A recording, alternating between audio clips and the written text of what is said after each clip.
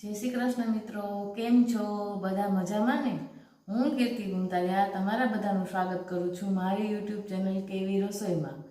આજે હું લઈને આવી છું લસણ ડુંગળી વગરના જૈન છોલે.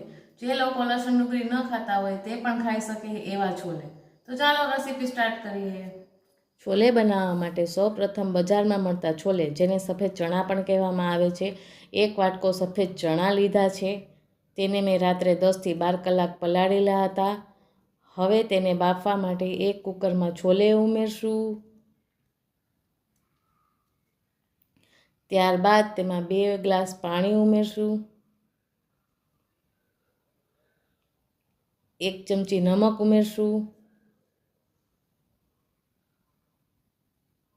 અને ઢાંકણ ઢાંકીને ઇન્ડક્શન પર છોલેને બાફવા માટે મૂકશું. ઇન્ડક્શન ના હોય તો ગેસ પર પણ બાફી શકાય છે. 4 વિસલ વાગે ત્યાં સુધી છોલેને બાફવાના છે.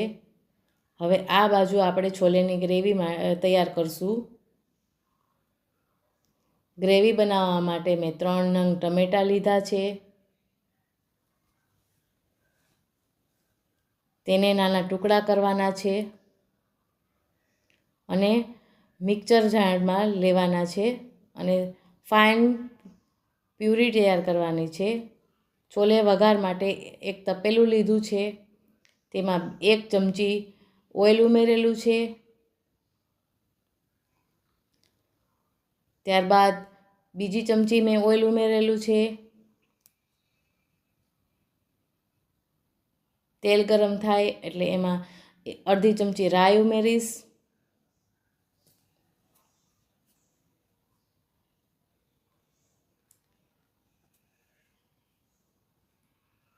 રાઈ ફૂટવા લાગે ત્યારબાદ અડધી ચમચી જીરું ઉમેરવાનું છે.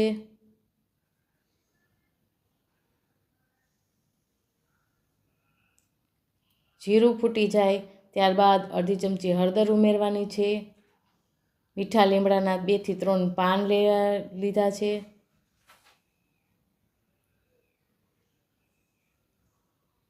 ત્યારબાદ આપણે એમાં ટમેટાની પ્યુરી ઉમેરવાની છે.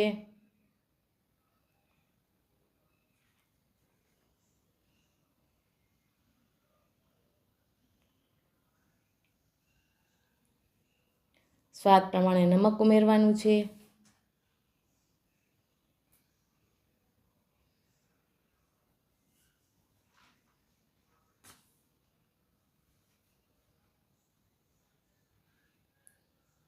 એક ચમચી ધાણા જીરું પાવડર ઉમેરવાનો છે. 2 ચમચી લાલ મરચું પાવડર ઉમેરવાનો છે. તમે તીખું તમારા સ્વાદ પ્રમાણે વધારે કે ઓછું કરી શકો છો.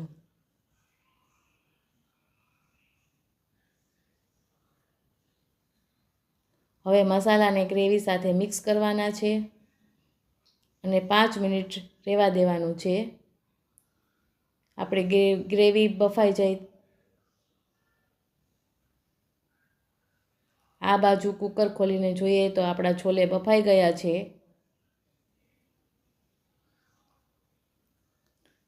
આપણી ગ્રેવી કૂક થઈ ગઈ છે.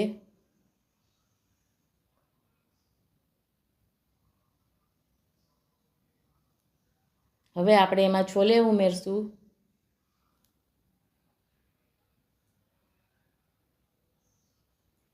હવે છોલેને ગ્રેવી સાથે મિક્સ કરશું.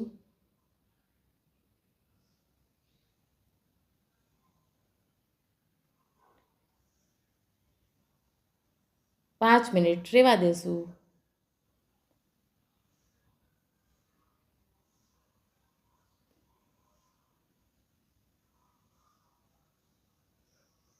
પાંચ મિનિટ થઈ ગઈ છે. હવે આપણે છોલેને જોઈ લેશું.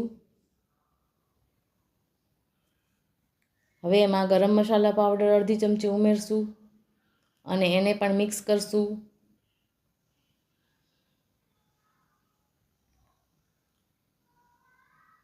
હવે આપણા છોલે તૈયાર થઈ ગયા છે.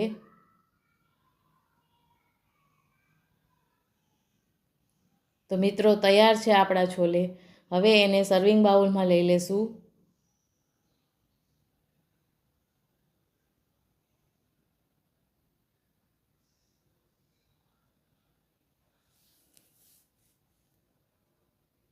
તો મિત્રો તૈયાર છે લસણ ડુંગળી વગરના જૈન છોલે.